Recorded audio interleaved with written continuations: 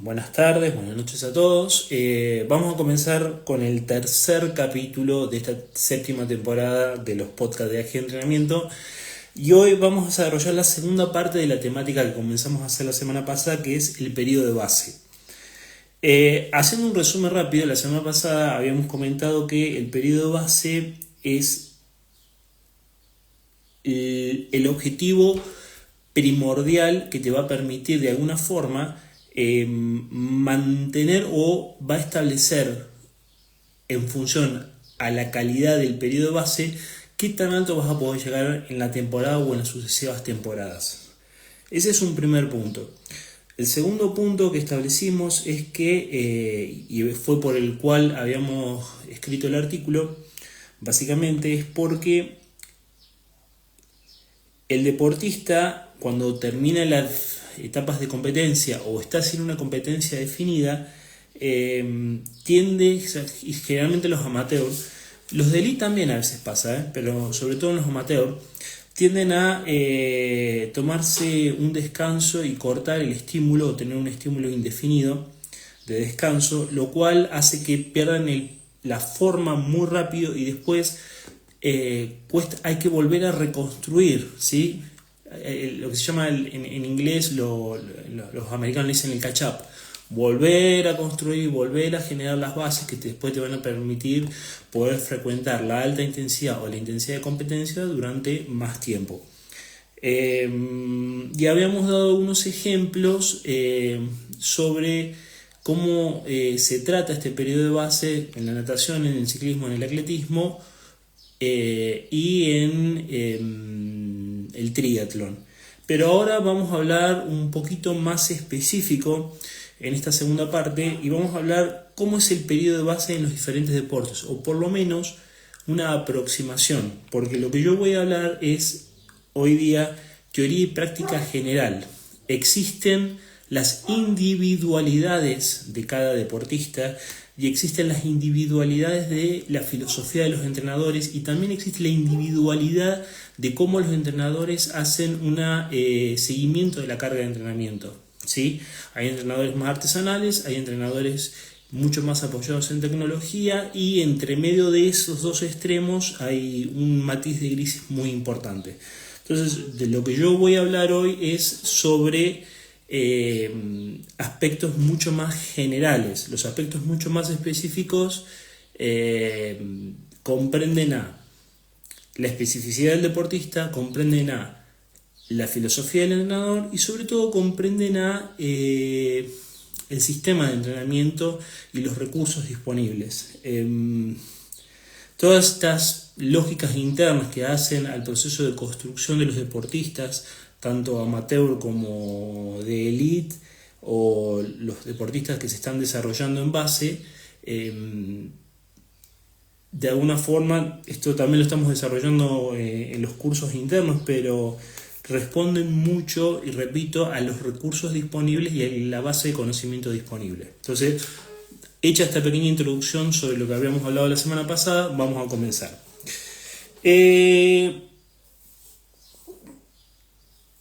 El periodo de base para los diferentes deportes tiene algunos ciertos principios que son como universales, estoy hablando dentro de los deportes de resistencia, que son que en esta etapa de base, dependiendo cuánto dure, recuerden que puede durar, si tenés muy buena base, no menos de 6 semanas, de 12 hasta 20 semanas, tienen un concepto de carga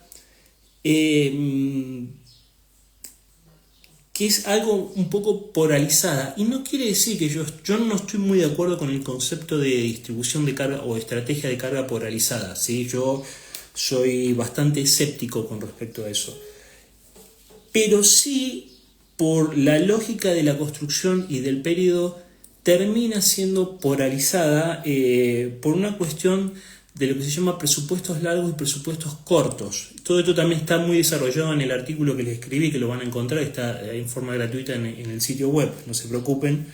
Pero vamos a encontrar que más o menos del volumen total, como ustedes lo quieren distribuir, vamos a tener más o menos un 80% de la carga distribuida en zonas bajas y un 15 o 20% distribuido mucho en zonas altas, de mucha intensidad. Y en el medio, fíjense que yo dije que yo no soy amigo del concepto de entrenamiento polarizado.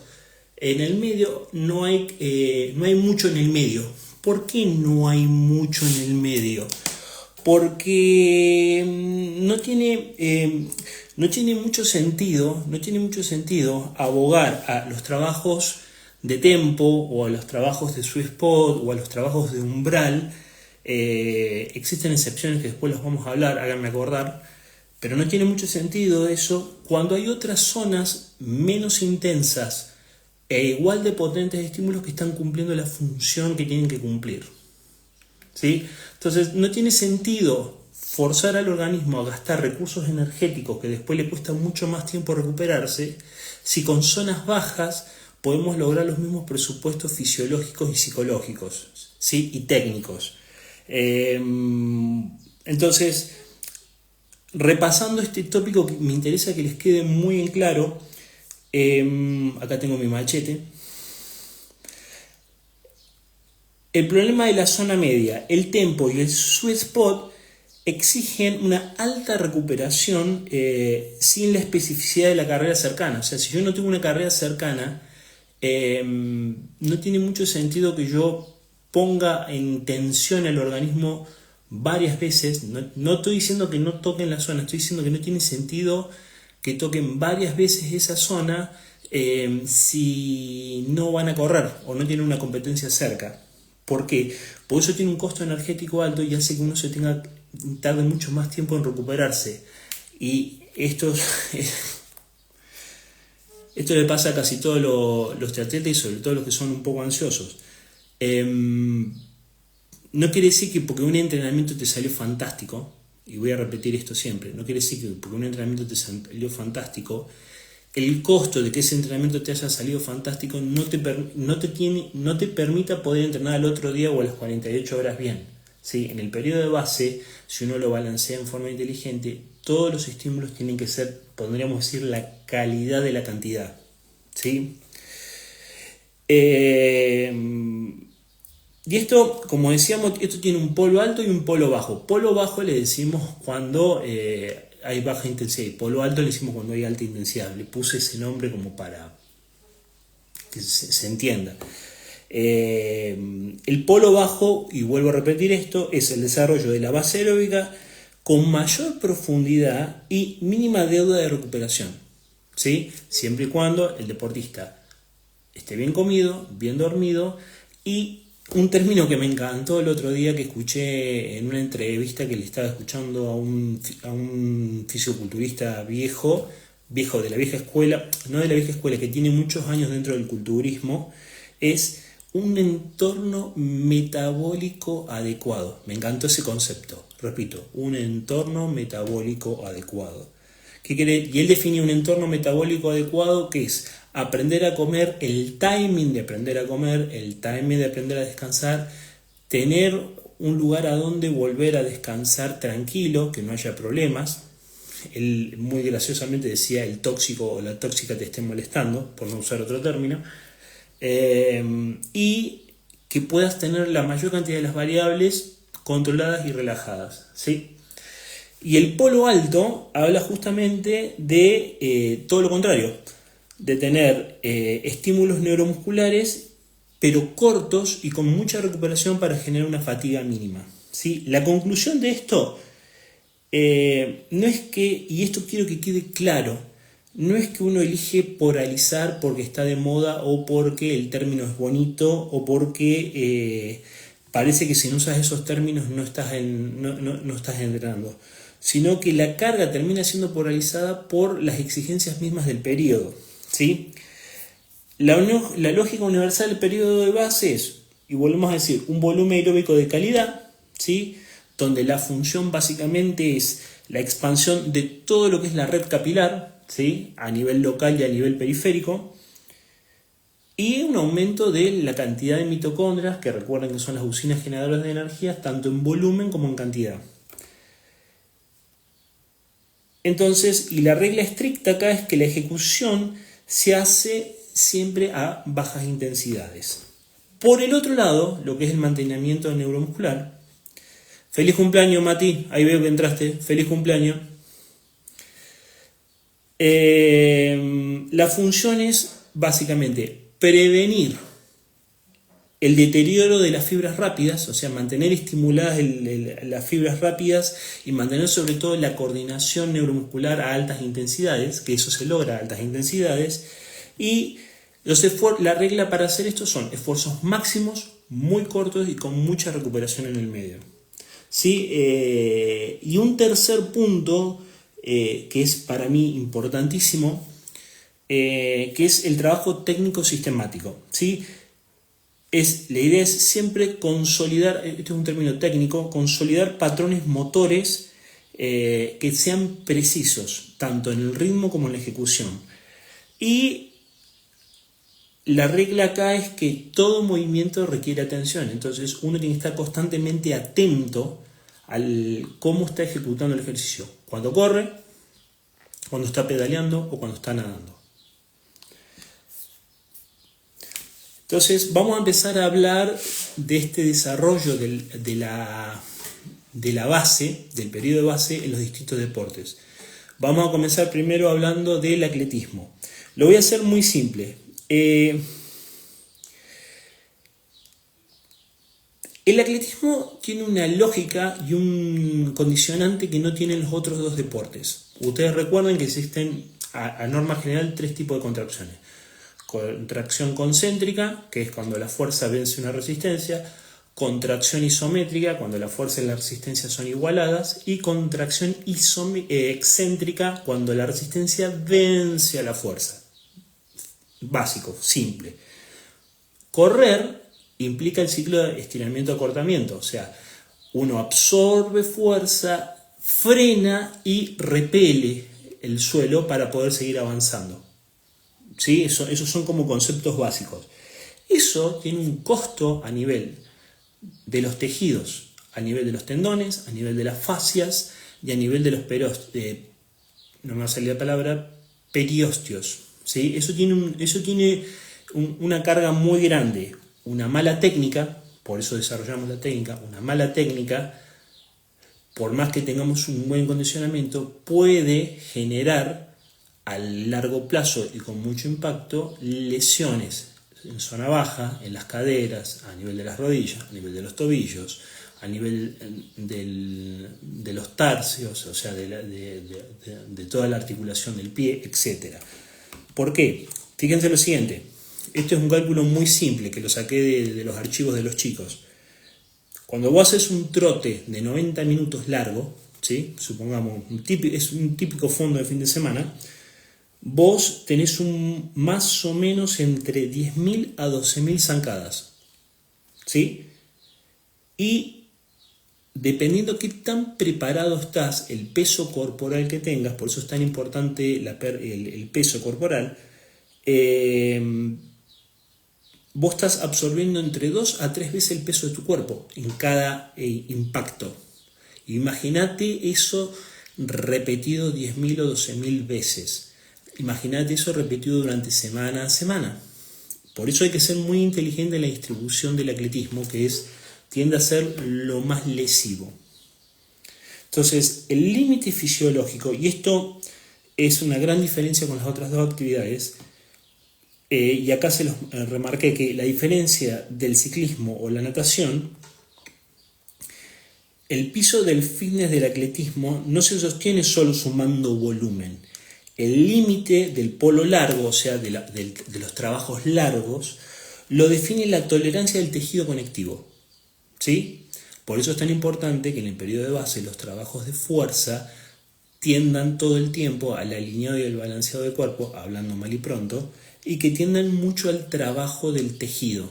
¿Sí? Entiendan muchísimo el trabajo del tejido. Porque en bicicleta vos podés estar hasta 4, 5, 6, 10 horas andando. Nadando podés estar 10.000 metros como es en el Oceanman. O como es la Santa Fe Coronda, que son 52 kilómetros nadando. Pero vos Y corriendo también podrías estar. El tema que el límite es que te empiezan a doler los huesos, básicamente. Y mientras más avanzado en edad estás y menos entrenamiento en la fuerza tenés, más riesgo tenés de lesionarte. Mientras menos técnica de carrera tenés, por más entrenado que estés, también tenés riesgo de lesionarte. Entonces, en el atletismo corre como fundamental el trabajo de la fuerza, que eso es parte del trabajo de los entrenadores de fuerza y de acondicionamiento, el trabajo técnico y el trabajo largo.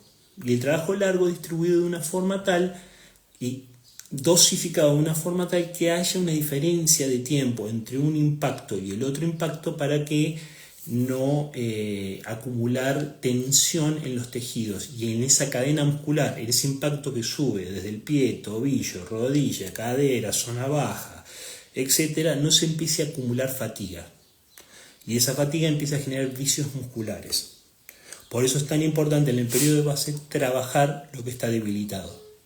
Por eso, y no me voy a cansar de repetirlo y les tiene que quedar grabado en el cerebro para siempre, el periodo de base nunca se vence. Ante cualquier duda, siempre vuelvan al periodo de base. ¿Cuáles son los contenidos rápidos? ¿Cuáles son los contenidos que se trabajan mucho en el periodo de base? Bueno, el trabajo largo, pero tiene que estar bien dosificado, o sea, tiene que haber una separación suficiente si el atleta no está entrenado. Y en el polo corto se trabaja mucho. Yo esto ya dediqué una clase completa a hablar de esto una vez, creo que el año pasado lo hice. Los trabajos en cuestas pendientes de 5, 7 o 10 grados con sprints muy rápidos, ¿sí? Entre 8, 6, 8, 10 o 12 segundos con mucha recuperación en el medio.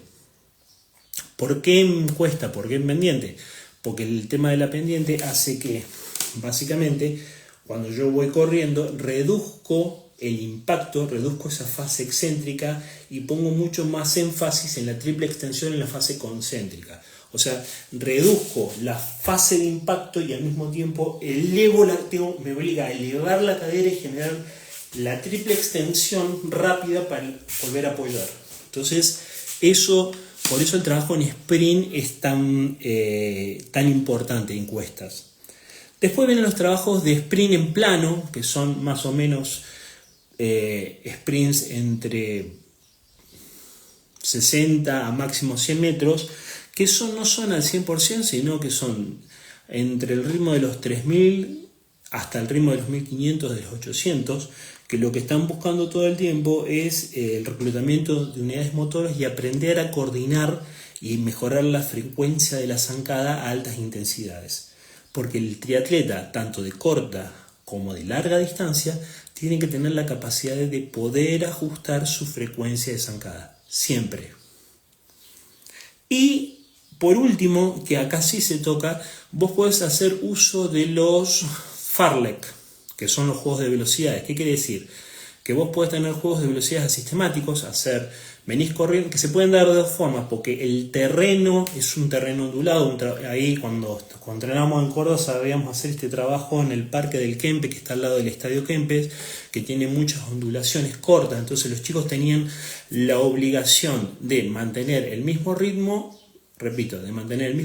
pero como había mucho trabajo variado, o sea, mucho terreno variado, el propio desnivel del terreno, no eran cuestas largas, eran muy cortas, pero no importaba, pero el propio desnivel del terreno obligaba a pasar de la zona 2 a la zona 3 y etc.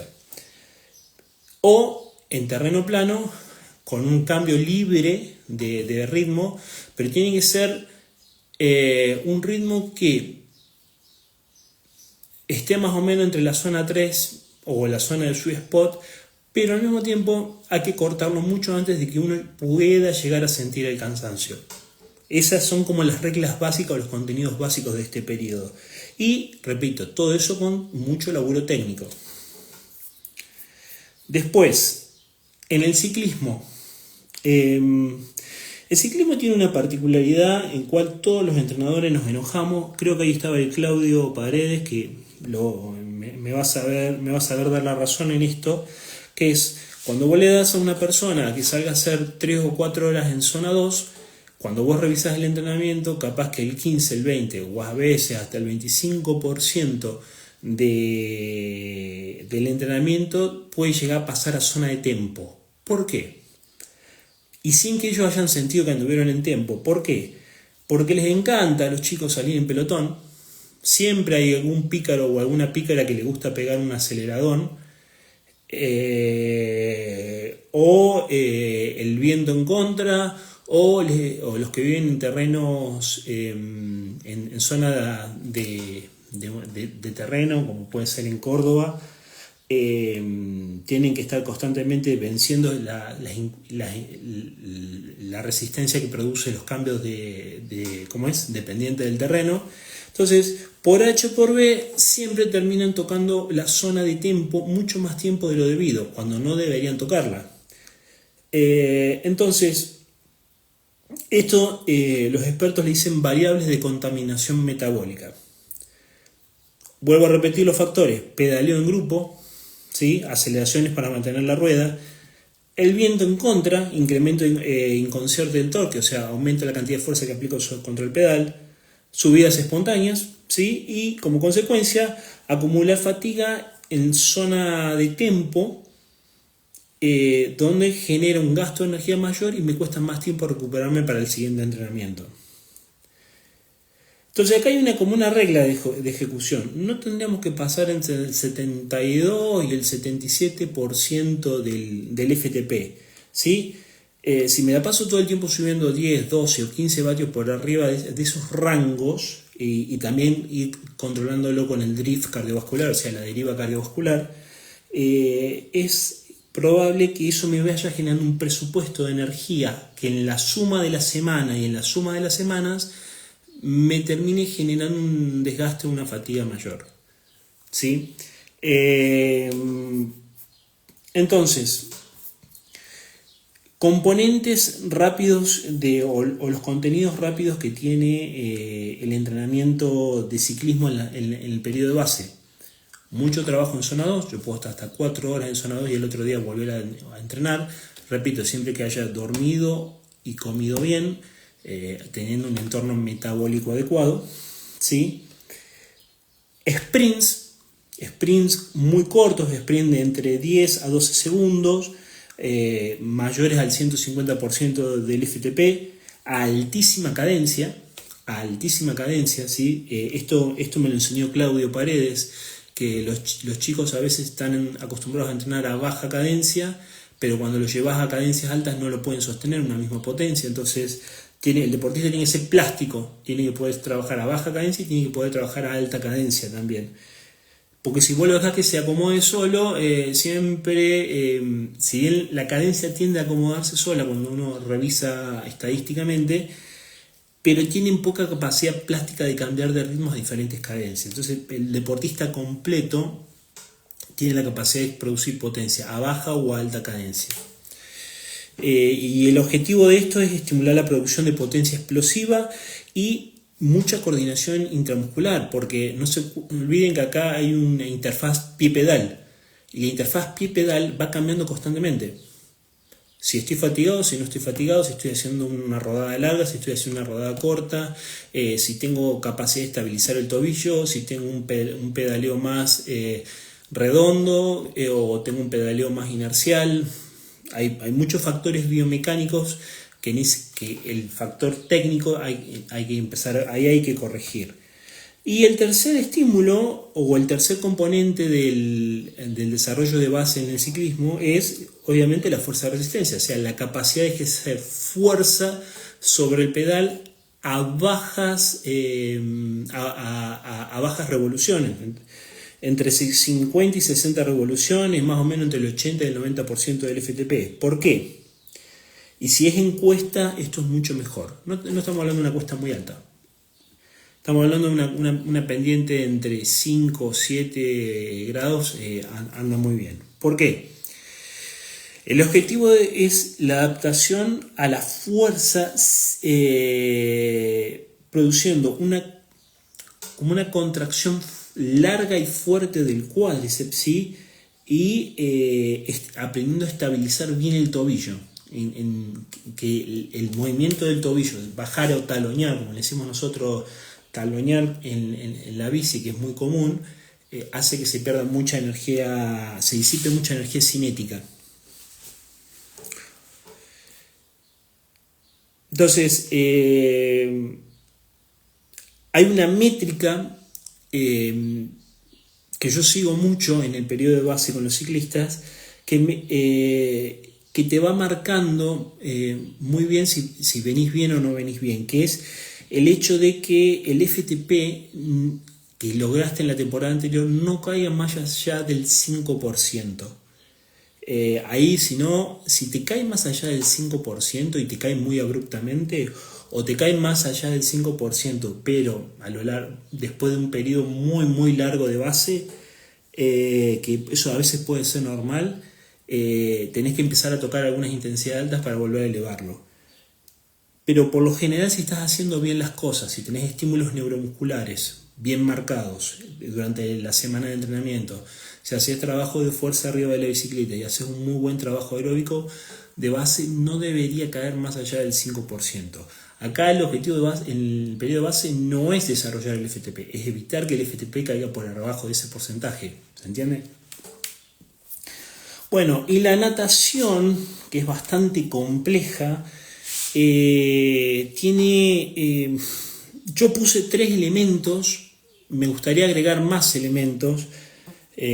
Como saben, yo provengo de la natación como deporte de base, entonces traté de comprimir esto lo máximo posible, en el sentido de que vos tenés que conservar un nivel técnico.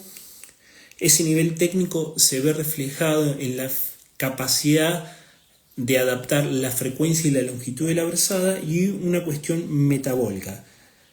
El patrón técnico es el más frágil de todos. ¿Por qué? Porque contrario a lo que dice todo el mundo, esta es mi opinión personal, pueden estar de acuerdo o no, nadar es antinatural y requiere de mucha sensibilidad. Hay personas que son más sensibles al agua naturalmente y hay personas que son muy poco sensibles al agua. Hay personas, como era un alumno mío que era Angeli, que nunca nadó en su vida, lo tiraste al agua y a la semana parecía un delfín. Increíble. La sensibilidad y la capacidad de adaptación motriz que tenía.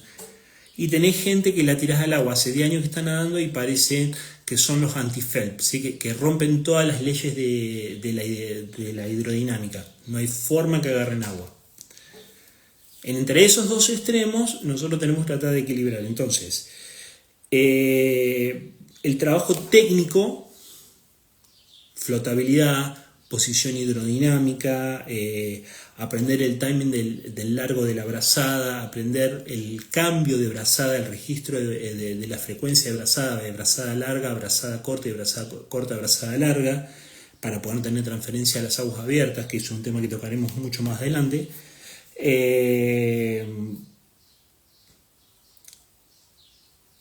Requiere de un estímulo constante. Repito, requiere de un estímulo constante. Entonces, si yo dejo de nadar, puedo estar aeróbicamente muy bien, pero técnicamente muy mal. Y como la natación es un deporte técnico dependiente, no es que es medianamente dependiente, es un deporte técnico dependiente. Si no tenés buena técnica, por más estado físico que tengas, no vas a nadar bien. Siempre vas a encontrar un techo, por más que parezca que cada vez vas más rápido.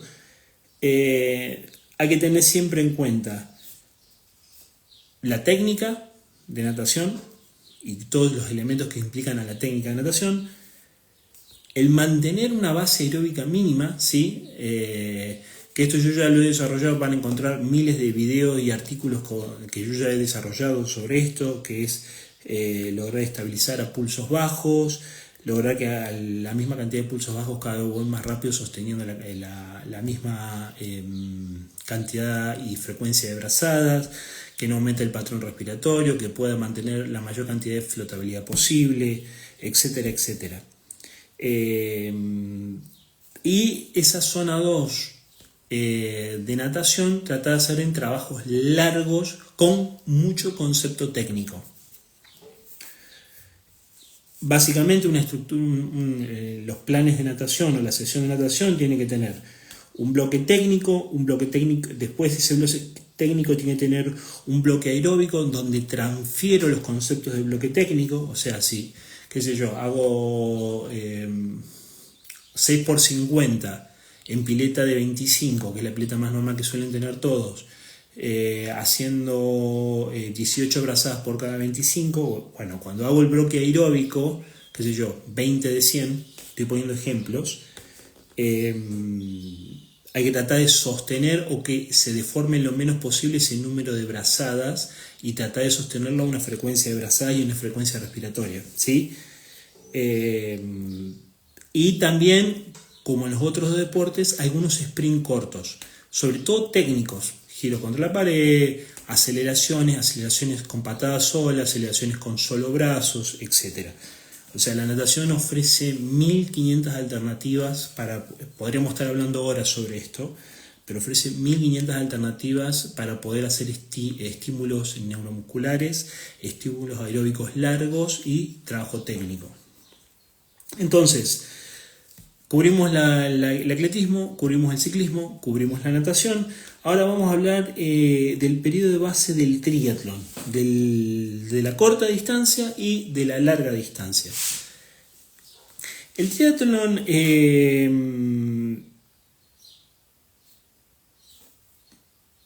vos tenés una misma batería, ¿sí? Obviamente que el nadador nada mucho, ¿sí? Nada entre 9 a 11 sesiones a la semana, entonces tiene una sola batería que la gasta nadando. El corredor corre mucho, ¿sí? Entonces tiene una batería que la gasta corriendo. El ciclista pedalea mucho, tiene una batería que la gasta pedaleando. Pero el triatlón, vos tenés la misma batería y esa misma batería la tenés que distribuir entre 3 deportes, ¿sí? Esto es un concepto muy básico. Entonces, acá hay como una especie de, que los científicos dicen asimetría sistémica. ¿Por qué? Porque vos tenés que la natación tiene un bajo costo en el sentido mecánico si estás nadando bien.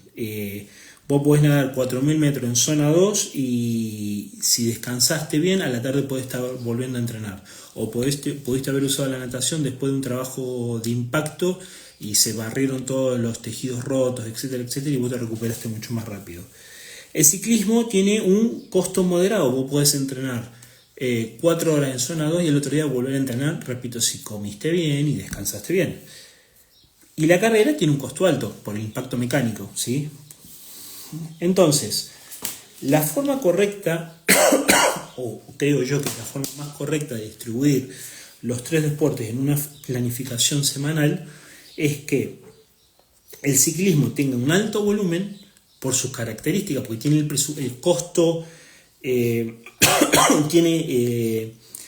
un costo moderado, pero largo en horas. La natación a veces no se nada tanto, pero se nada con más frecuencia, contrario a lo que todo el mundo hace.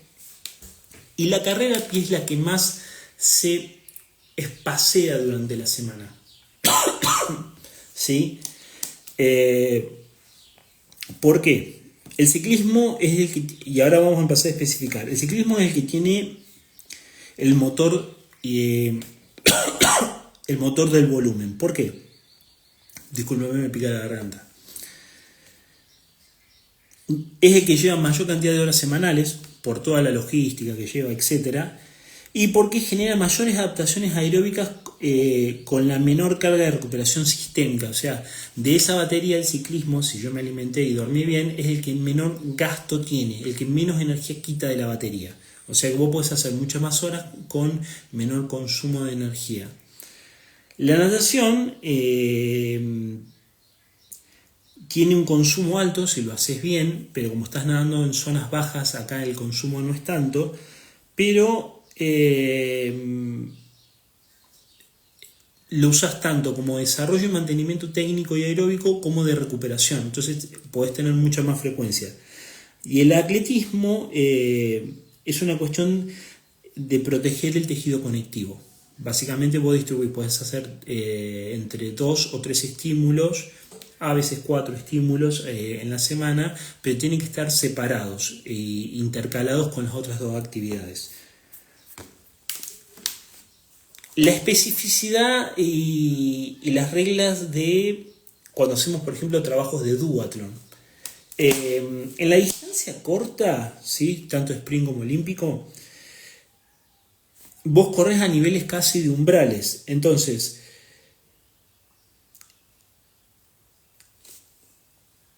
en el periodo de base, vos, si tenés tiempo y no tenés competencias en el medio, vos podés darte el lujo de hacer mucho trabajo aeróbico de base suave.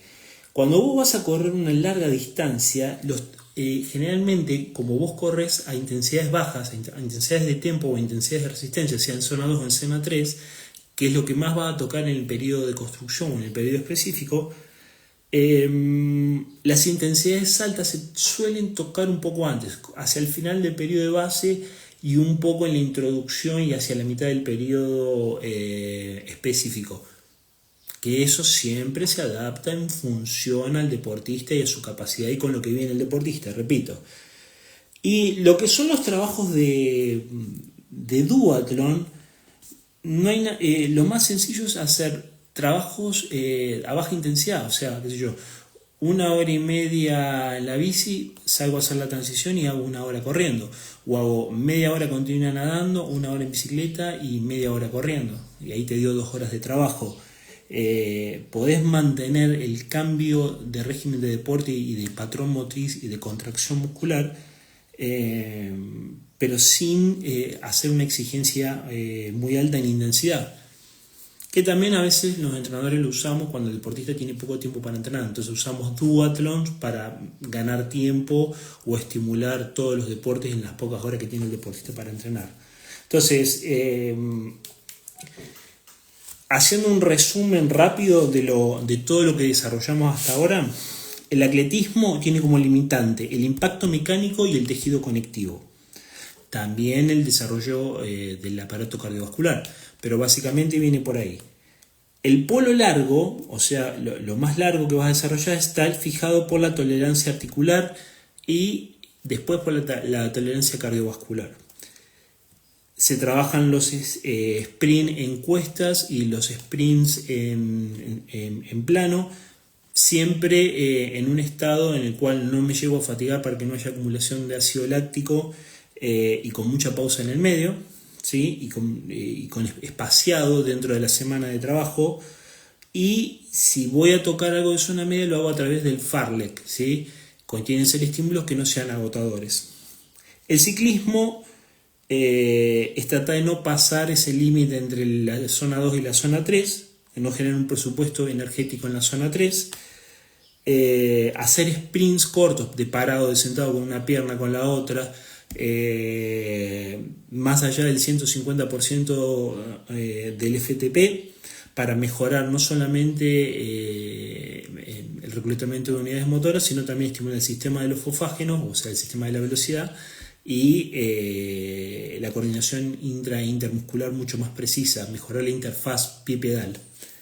Y los estímulos de fuerza entre 50 y 60 RPM, entre el 80 y el 90% del FTP, tanto y cuando yo pueda sostener ese torque o fuerza mecánica contra el pedal. En la natación, recordemos que hacemos trabajos largos, siempre con mucha premisa técnica, hacemos sprint cortos de todas las variaciones que se pueden hacer y hacemos mucho trabajo técnico.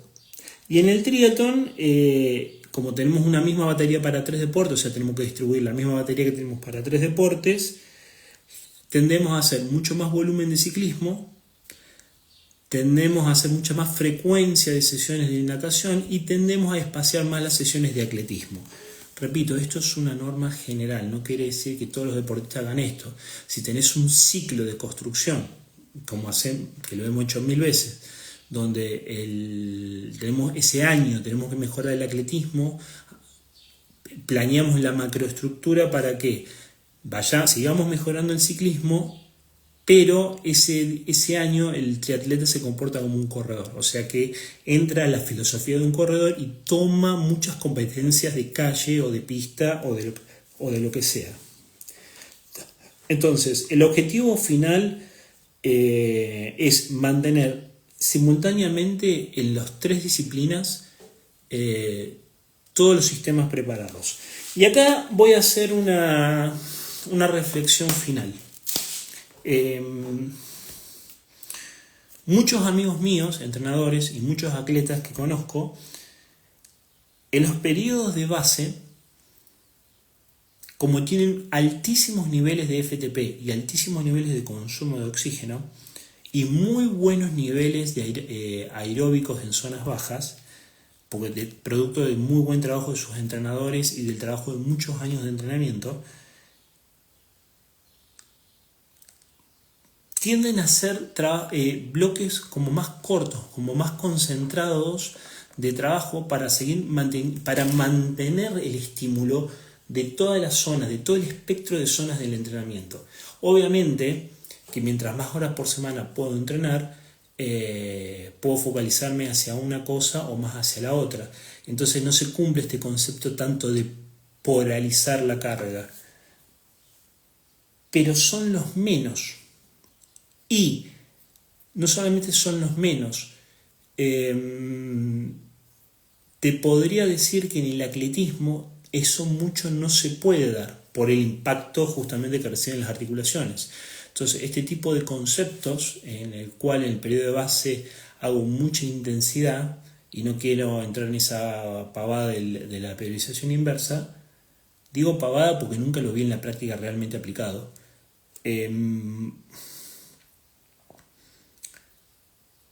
Depende del deporte, depende del deportista, depende de sus años de entrenamiento, depende de sus modelos técnicos afianzados o no, y depende mucho, y quiero volver a cerrar con esto, de ese entorno metabólico y controlado que pueda tener el deportista para poder soportar estos trabajos. Como generalmente el amateur no tiene un entorno metabólico adecuado, si no tiene problemas en la casa porque, qué sé yo, tiene chicos que se pelean, hermanos que se pelean entre sí, o la escuela, o que llevar a uno o el otro, y su cabeza se tiene que estar dividiendo en todas partes, lo mejor es siempre abogar a una estructura de periodo de base más clásica. Es menos lesivo, tenés más tiempo de formación, tenés más tiempo para desarrollar lo que el deportista a veces no puede desarrollar, y sobre todo te aseguras de constantemente tener controladas las debilidades del deportista que cada vez vas a ir paliando. Bueno, hasta acá hemos llegado con el desarrollo de este tercer capítulo de la 7ª temporada, de la segunda parte del desarrollo de este periodo de base. Espero haber sido lo más escueto posible, estoy tratando de superarme a mí mismo y hablar menos de 1 hora. Espero que les haya servido y ya saben, cualquier duda, cualquier pregunta, la mesa de debate siempre está abierta. Recuerden que nos pueden encontrar en nuestro sitio web agentrenamiento.com y en todas nuestras redes sociales. El video de esta charla va a estar subido a YouTube durante la semana y a la plataforma de podcast de Spotify, lo van a poder encontrar. El artículo ya está escrito y subido en nuestro sitio web agentrenamiento.com, donde también van a encontrar cursos de natación, cursos de atletismo. Próximamente haremos un curso de planificación y puede ser que tengamos alguna sorpresa con respecto a algún curso presencial más de natación, un poco más personalizado. Y bueno, hasta acá llegamos. Mi nombre es Alejandro, un placer haber compartido esto con ustedes. Y los espero la semana que viene cuando grabaremos el 4.º episodio de esta temporada de podcast que ya llevan 7 años. Así que bueno, cuídense mucho y los espero la próxima. Adiós.